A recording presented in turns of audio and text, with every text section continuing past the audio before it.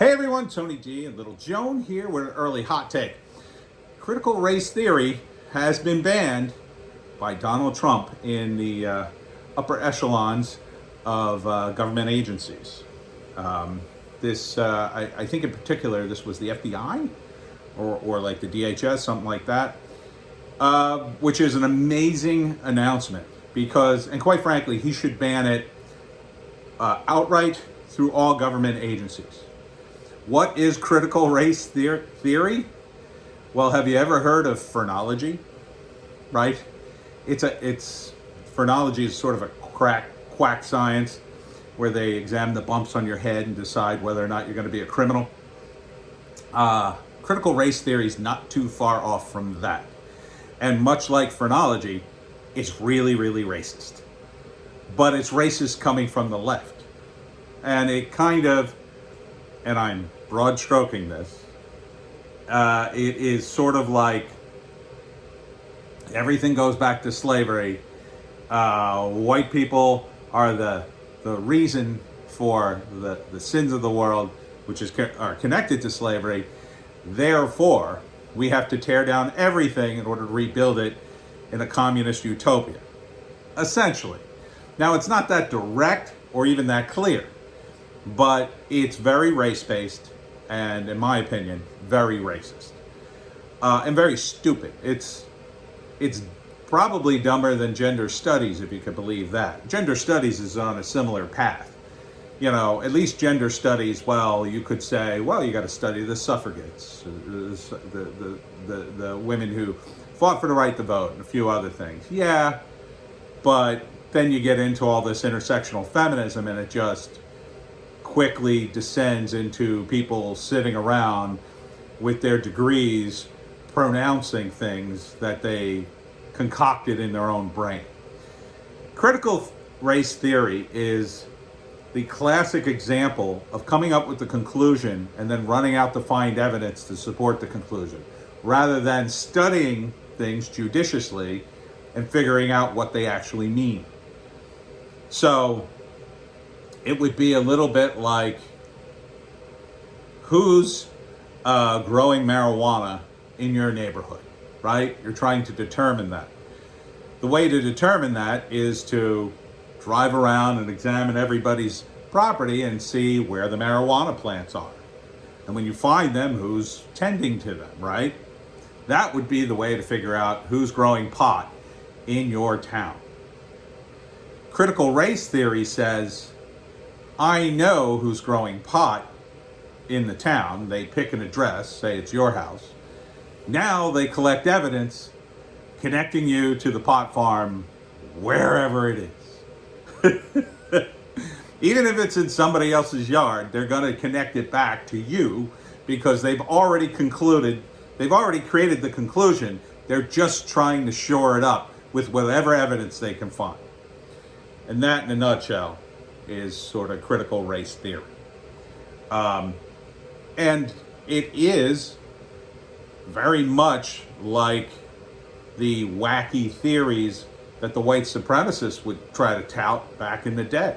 They would come out with all this nonsense about race, and people would go, you're horrible people. You're racist. Go away. And that was pretty much the end of it. Now, some of those guys caused trouble, and they went to jail, or, you know, over the years they do things, but for the most part, people would dismiss them and call them out as social pariahs, and they stood in their little fringe section and rallied, and, you know, we'd ignore them. But for some reason, critical race theory and these other interconnecting theories like intersectional feminism, communism, and whatnot, they're all intertwined, and they come together in college because college has become a breeding ground for this sort of nonsense.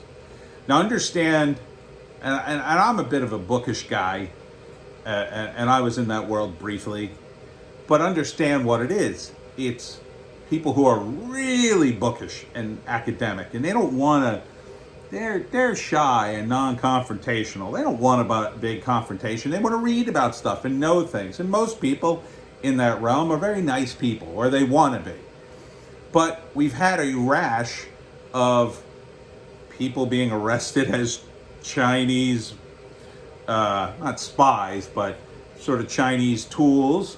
We had just recently a woman who came out, who worked for, she taught black history. Turns out she's not black. She has been pretending to be black for years. This is the kind of warped mentality that has permeated, well, as Jordan Peterson would say, the humanities mostly. Not so much the other sciences, although they're trying to creep into there, and we covered a lot of this in Wokistan, a novel. Segue. About how it didn't matter what you were talking about, intersectional feminism would invade and say, people are being oppressed, you're racist, you're sexist, you're homophobic, all those things.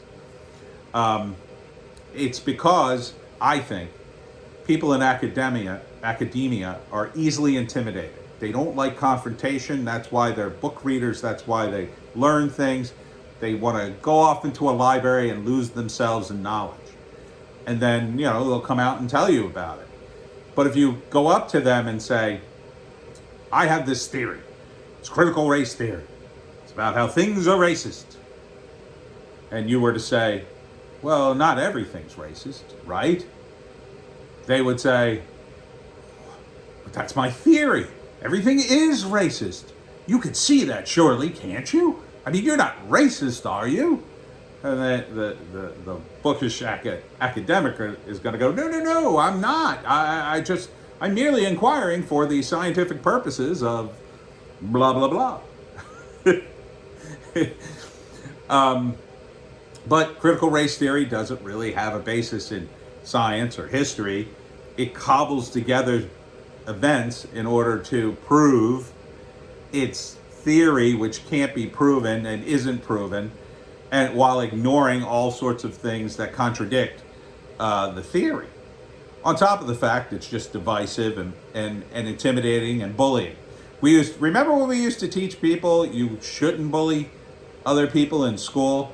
This is intellectual bullying. Just recently, and this was maybe a few days ago, there was a teacher doing a Zoom class, and he was talking about, I guess he was teaching about China. I didn't read the whole article, but what happened was he said a word in Chinese, which apparently is close to a word in English that sounds like a racial slur. And this triggered the students. Now, the word, it's in Chinese. The professor wasn't doing anything other than teaching a class and mentioning this word, I assume for the purposes of the class. He didn't just pull it out of the air to go, ah! So, but these students were so triggered, they were claiming that their mental health had been damaged by hearing the word. This is the snowflakes now. Because over the years, and again, we did this in Wokistan, we didn't really touch on it, drill down as much because I didn't have this much information. It's becoming clearer and clearer to me. But what we said in the novel was each successive generation was taught to protest. And it was sort of like an enabling thing to make, no, complain more. But really what it is, it's this idea, this critical race theory, is this idea of I've intimidated my professor because my professor won't correct me because he's afraid of looking racist or not as woke and as liberal as everybody else. And it starts that way. It probably starts very small, but over the years it gets worse and worse because these students keep going down that path because no one tells them that they're wrong and stupid and emotional and just pulling stuff out of their butts. So you now have people with PhDs talking this way.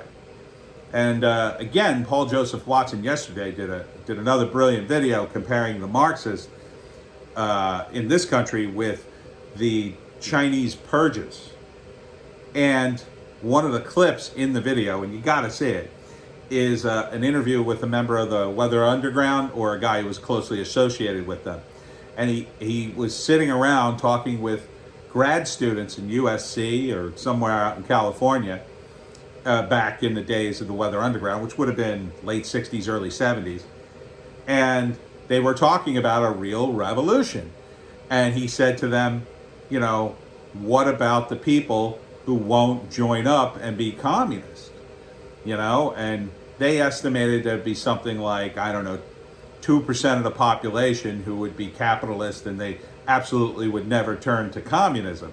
What would you do with those people? Now, they said for the other people, well, we'd re-educate them. But what about the people you couldn't re-educate? And their response was, well, we'd have to eliminate them. These were PhDs, graduate students, people in academia, and this is back in the 70s, talking about killing people. And they estimated it would have to kill about 25 million people. That about that many people wouldn't convert to communism, ergo, we'd have to kill them. And they rationalize it with this ridiculous idea of a communist utopia in which the world is great. But the world's not great if you had to kill 25 million people to kind of get there. And you won't get there because you'll never kill enough people, because there'll always be a problem. And once you start killing people, it never stops. But these academics on this side of the equation, the Marxist academics, they don't understand that.